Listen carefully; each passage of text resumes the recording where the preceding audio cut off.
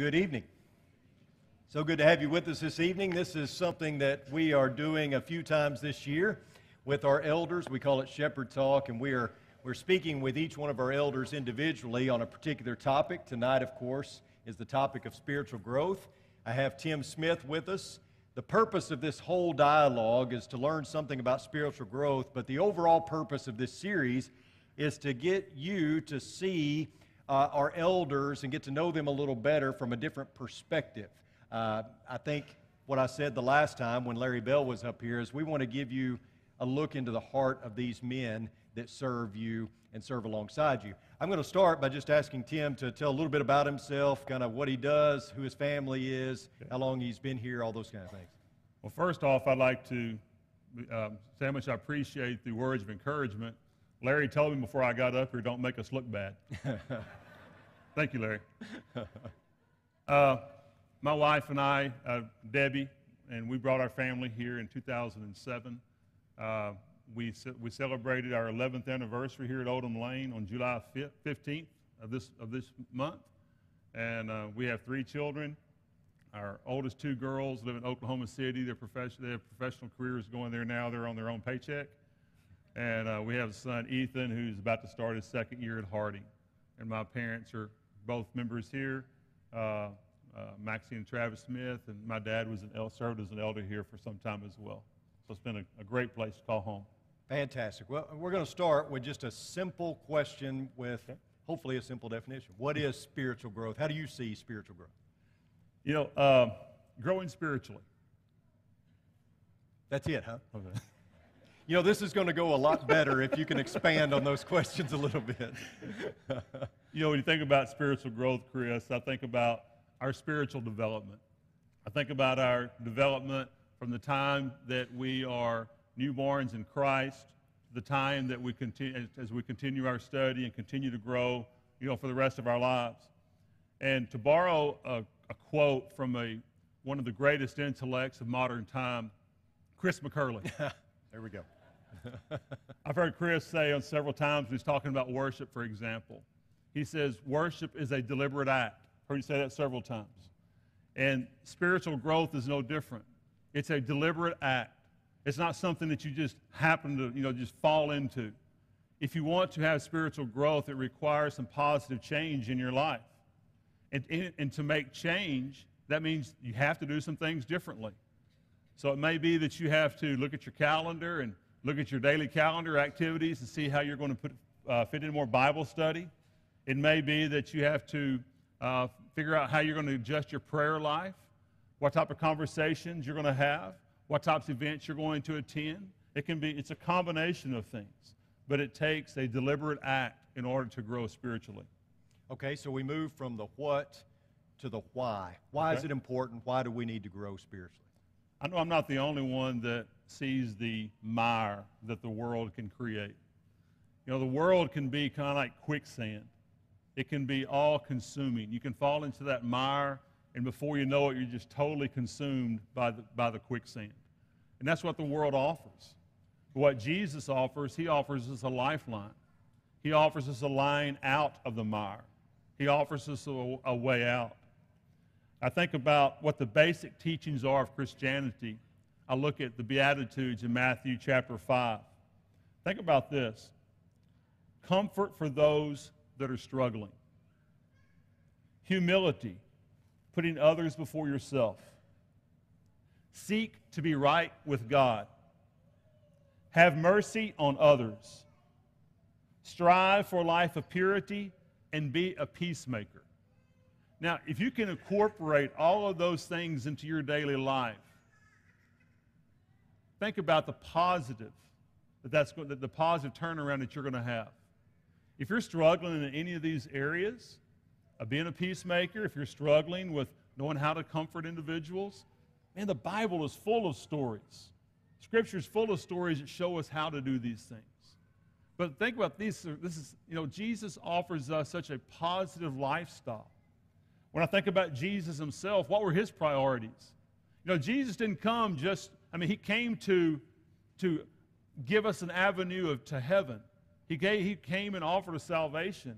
But something else he offered us was a perfect example on how to live our lives. And I think about the priorities that Jesus had in his lives. You know, Chris, we talked about this at my house a week or two ago, something I brought up to you that is on my mind a lot when I think about Jesus and his sacrifice. Jesus knew he was going to die for us.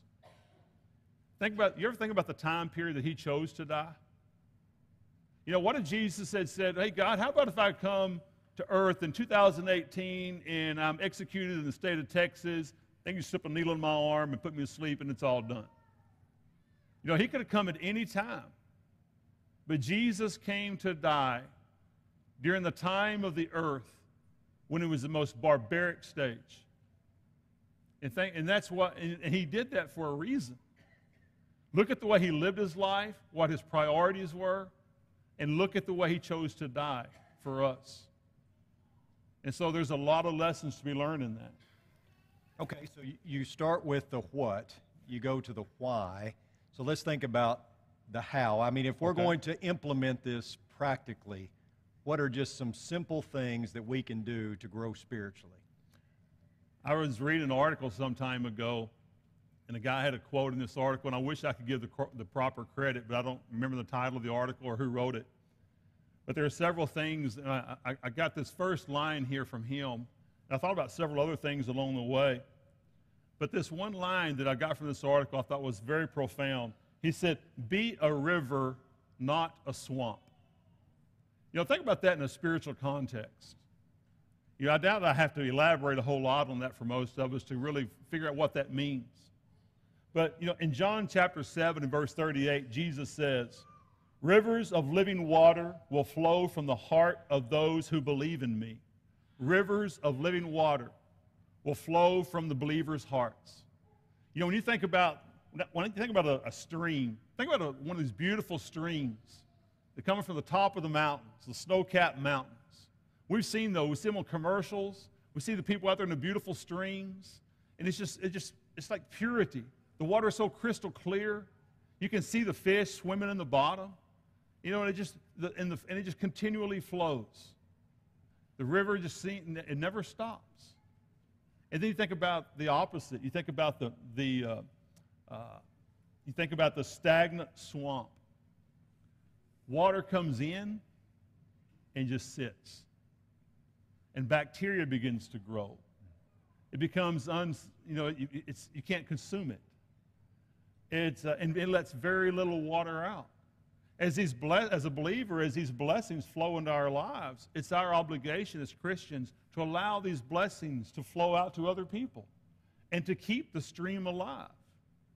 And so I think about how we are to continue with that living water. And then a second suggestion I would offer would be to identify your blessings. You know, we hear this all the time, don't take things for granted, but we do every day, don't we? Think about all the things that God provides us that we take for granted. Yesterday, Debbie and I were coming home from Oklahoma, and she said, remember, Tim, a couple of years ago, the weather was about like this, and our AC went out just about the time we left Oklahoma? I said, yeah, I remember vividly. It was miserable. You know how long, when it's 105, 106, you know how long the AC can go out before you realize it in a car? About 3 seconds. You know, it's about how long it takes. And so we have so many things to be thankful for. We need to make sure that we identify these blessings with God, that we thank Him properly. We need to make sure that we nurture a shared prayer life. You know, we talk about the importance of having a prayer life. You ever think about the importance of sharing a prayer life with other people, inviting other people in on their prayer life and praying with them as well? Think about when you visit somebody, whether it's a critical life-threatening situation, a tragic event, or a time of celebration, or maybe just sitting around for a meal, a casual meal. Think about the difference that prayer can make. I remember a few months back, we were in Waco at a restaurant, and the waiter brought our food out, and my family said grace, and I noticed that the waiter waited next to our table while we finished our saying grace, and he stepped up to us and he said, I just want to let you know how much I appreciate that. He said, I've worked here for 5 or 6 months. I've never seen anybody do that. You know, those are things that as Christians we take for granted. We do all the time. But the world is watching. Help someone restore their faith. You know, we ourselves can't restore anyone's faith, but we can be in the process. We can help. You ever been with somebody and really encouraged them and helped them through troublesome situations and see them make a turnaround in their life? Think about the feeling that gives you. Learn to be a grateful person. You know, when we go to God in prayer, what do? We ask Him to forgive us. We ask Him to help us through these difficult times. We ask Him to heal us. We ask Him to keep us safe. We ask. Do we ever just take a time and just say thank you? Thank you, God, for what you do. You know, we're created in God's own image, right? So think about this. How do you feel if the only time you see somebody, every time you see this particular person, all he does is ask you for something? You know, we've probably known people like that. Sometimes I'm that way when it comes to God. Probably most of us are. We get caught up in the things that we need and things that we desire that we forget to give the proper thanksgiving. Share the journey with others. You ever come back on a real exciting vacation that you planned for months? And you finally got to go on that vacation, you get home. Chris, what's the first thing you want to do when you get back? You want to eat something, take a shower, those kind of things. But when you see your friends, what do you want to do? You want to tell them all about it. You want to tell them all about it. I remember my mom and dad talking about the old days of people inviting them over to the house for supper so they could show them the slideshows of their vacations. You know, and during some of those slideshows. And so, but you know, that's the kind of enthusiasm we need to have about Christianity. Willing to share, wanting to serve, wanting to serve for God and to serve to help other people, and serve when it's not just a financial reward for us, but serve for the act of serving. In John 13, 1 through 5, we see that God washes his disciples' feet. I remember this morning Chris was talking about earning the MBA, the mop bucket attitude, mop bucket attitude. You know, that's exactly what Jesus is demonstrating here. How to serve and why to serve. Turn your worries over to God. Boy, howdy. Turn your worries over to God. Yeah, I'm telling you, this is one I struggle with every day. You know, I don't know that there's a simple answer. You know, Chris, when I think about turning my worries over to God, I think, to me, there's a difference between worry and concern. Right. You know, when my kids are driving through the Metroplex, I'm going to be concerned while they drive through the Metroplex. As an elder, you're going to be concerned about exactly, concerned about the congregation. So we have concerns all the time. Where I believe that the worry really begins to creep in is when you can't turn loose of it. Yeah. You know, when you have concerns, but you just can't turn them loose, and they begin to eat away at you. Sure. At that point, you know, you got to be able to release some of these things. Aaron Amonat and I worked closely together for the last 5 years at school as assistant principals. And, you know, Aaron has one of those young memories. He still remembers everything. One of those young minds. I forget everything. And so he always teases me about, you know, always forgetting things. And I brag sometimes and say, Aaron, that's my superpower. I'm able to turn loose some of those things. So with practice, you know, you do get better at some of those things.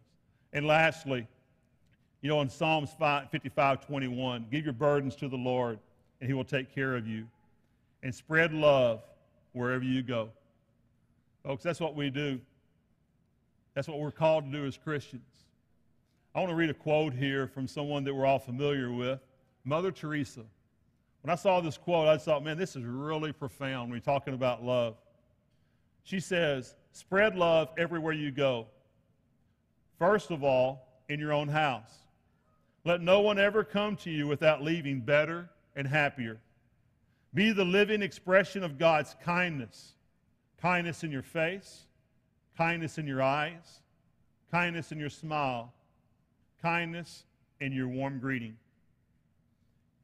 Being kind in every aspect. People should see the kindness that you have. They should see the love that you have. They should see the blessings flowing from your heart out to other people. And then meditate on Scripture. Meditate on Scripture. We need to read the passages. We need to meditate on them and let it change us. The Scriptures will change our lives if we allow it. So, all that's really good. I like that. we can't force people to grow. No. We've talked about how it's a deliberate act. Spiritual growth is a deliberate act. So my view is, as the preacher, it's my job to create a climate for growth, an atmosphere for growth. Because, as we said this morning, we have a volunteer organization here. That's right. And I can't force anything. You can't force anything. But what are some ways that we can create that climate or that environment? How can we stimulate spiritual growth? Because, you know, it is difficult, but we're assuming that everyone that is coming and wanting to be a part of what we're doing here wants to grow spiritually.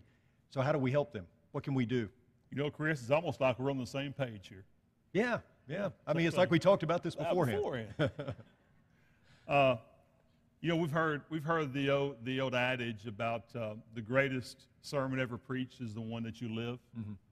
You know, and there's a lot that is very powerful, and it's very true. But I think it stops a little bit short. I think a lot of times as Christians, we get caught up in the fact that we're going to live a godly life. And because of the way we live, it's automatically going to convert other people. Right. You know, we never can eliminate the need and expectations to teach. When you live a godly life, people should and people will see a difference in the way that you live your life every day than the way people of the world live theirs. Because there is a remarkable difference between the two lifestyles.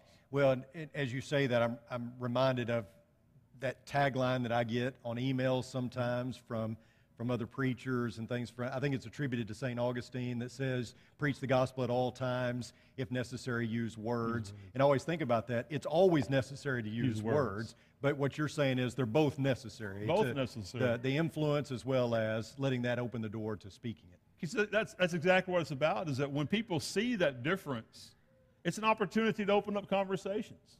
You know, think about all the times that people come up to you and ask you different questions that, well, I've noticed you pray all the time. I noticed you pray over your food. Why do you do that? Or I noticed you always seem to be so happy. I mean, what's the secret? Or I noticed that you don't go to these types of parties that I go to all the time. Why do you not do these things? These are avenues.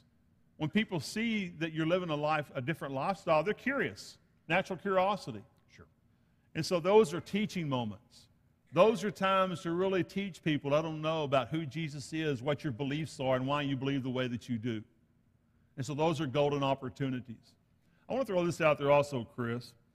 We've also, probably most of us have heard the old adage, the squeaky wheel gets the oil. Mm-hmm. Folks, that's true. It is true. And in a lot of cases, that's true. I want you to think about this. If you're the type of person that you're bound and determined you're going to get your way at all costs, and that's what it costs you sometimes.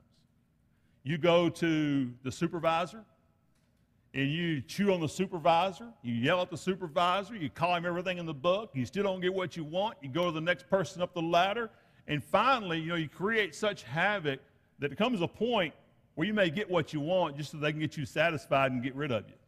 Right? And then people leave there thinking, hey, I got what I wanted. But what did it cost you? What did you pay for that? Are those people going to respect you? Are those people ever going to see the Christian influence in you? And so we always have to be above that. We have to be, there's a saying, the nice people finish last. What that means is nice people don't always get what they want, like those that are real assertive and aggressive. Right. But look, that's coming from a worldly standpoint. Think about what you earn, the respect you earn when you handle yourself, even in situations that can be very potentially volatile type situations. The way you handle yourself speaks volumes. I want to tell you, folks, I make my share of mistakes like the rest of you, and I don't sit up here in front of you like someone who's perfect. I really admire Chris's philosophy. When I've heard him say this a lot about people ask me where I get my sermons, and he says, I think about things I struggle with. Mm-hmm. If I'm struggling with this, I'm sure other people are as well. Right. But there was one time that I did something well. And there was a man that came into my office years ago, screaming, hollering, cursing, and didn't have an idea what he was talking about. But I was able to keep my composure, speak to him in a professional manner, And we kind of got through that situation. I told him I'd get back with him. About 2 hours later, he calls back, and he's apologizing. He sounds like a whipped puppy dog because he's so embarrassed about the way he behaved. He came back later, and he told me how much he appreciated the way I handled that meeting. And he apologized and apologized. And for about 3 years after that, his kid was in school, and we had a very good rapport. And I've often thought back, what would our rapport have been like for the next 3 years if I had responded in the way that he, came at me? Yeah, if you'd have reacted. If I had reacted in the way that he was responding. And right. let me ask you, based Okay. on that, it's got to be a challenge to hold on to that, being a high school principal, I would assume. Can you tell, I'm sure you can, that your dedication to spiritual growth has had a positive impact on the faculty, the students? I mean, can you see that? Or, I mean, I'm sure there's days you wonder if you're making any kind of impact, but I mean. I like to think so. Yeah. I hope that's the case. Yeah. I'm very fortunate where I work. I work with a lot of really good people, and they love kids and they love people. And one of our philosophies at work is that we're not there. We're the professionals. We have parents that come in that are very upset, but we have to remember that's their cub. And those are the times that people can be the most vulnerable, is when their children are hurting. When a little girl comes home crying for something that may have happened at school or whether they were treated or so forth, whether the little girl is right, wrong, indifferent, it's upsetting to the parent. And so we have, this is just one example because this is my world and where I live. But no matter where you work, the same principles apply. We're taught to be the professionals, and it's not our goal to throw gas on the fire. Right. If we have people come in for upset for various reasons, our job, our obligation is to de-escalate so that we can have a good verbal dialogue so we can do what's best for kids. Sure. And that's what we do as Christians. When we have people that come in these doors and we're open to the public, and people come in here with all sorts of hurts and all sorts of problems. Some of them can be upset from things that they might hear here. And so it's our job to go out and de-escalate, to find a common ground, to things where we can talk in a rational way, sure, and teach them in a loving way. Well, let me ask you this, and then we'll kind of close out. Okay. What hinders spiritual growth? I mean, what are some of the factors that are going to cause your spiritual growth to be stunted, where you're not growing anymore? I think about the darkness of the world. I think about the fog that we're in sometimes, and I think about how difficult it can be at times to find your way out when you're in one of those fogs. When you allow yourself to fall so deep into that mire, it can lead to all sorts of mental issues, high anxieties, depressions, things of that nature, things that are legitimate medical conditions. Sure. You can have physical problems as well. But my overall, if I had to put this under one umbrella as to the things that are the most detrimental to spiritual growth, I would say selfishness. Yeah, that makes sense. I thought a lot about this over the last couple of weeks. I've tried to come up with a particular sin that I thought would not fit under that umbrella of selfishness. I personally have not been able to come up with one. In some realm, there's usually or always some type of selfishness involved when you talk about sin, lack of spiritual growth. Right. Because what are the things that keep you from growing spiritually? You don't want to put the time in to come to worship service. You don't want to put the time in for prayer. You don't want to put the time in to teach others. You don't want to put time in for Bible study. You don't want the financial. You feel like might be a financial burden to being a Christian. And so these are things that I want to spend my time doing other things. I want to spend my money doing other things. And we allow a lot of these things in the world to creep into our lives and to keep us from growing spiritually. I mean, think about this. You give a 10-year-old boy an option. Hey, we're going to go outside and play ball, or we're going to go sit for an hour, or we're going to go sit 45 minutes to an hour in Bible class, and we're going to study. What are most 10-year-old kids going to pick? We can't put things in competition for God. We can't compete with, we don't want to put things out there to make kids or other people choose to do something else rather than serve God. Right. Because there's so many of those temptations out there. I had a teacher tell me one time, we were having a good conversation about trying to think of some creative ways of teaching lessons and brainstorming. We're coming up with a lot of what we thought were really good things. He told me something I'll never forget. He said, Tim, what you're saying I really agree with. There's some good things here that this group is talking about. Sometimes we have to remember work is just work. Sometimes that's what it is. We get so caught up in trying the fun and games and so forth. But we don't. When we talk about spiritual work or church work, it's work. And some people just don't want to put in the time, the effort, the financial means in order to see those works completed. Yeah, it takes energy, it takes effort, exactly, and all of those things. Right. Yeah, I want to say this. I mentioned it this morning, but the whole goal of this is to kind of give our congregation a look into the heart of our eldership. I know that most folks here know who our elders are, and they hear from you, and they can talk to you one-on-one, but I wanted them to kind of see some insight into some of these topics. And I want our congregation here to know that you guys, before every meeting, you pray for the members who are in need. If there's been something brought to your attention, you guys are also really good about dealing with problems that come up as they happen. I know that you've been out late nights and in people's homes trying to, as you said, de-escalate or encourage or love on and pray for folks in this congregation that are sick or that are in need in some way. And so I really do appreciate that. And I want to close out by offering an invitation to anyone that might need to come and talk to one of the elders or to myself or one of the staff members. If there's something that is pressing on you and you need the prayers of this church family, then certainly bring it to these men or to one of us, and we can bring it to them as well. And I thank you for your time tonight. I appreciate you being with us, and hopefully we've gained a greater insight, I know I have, into spiritual growth.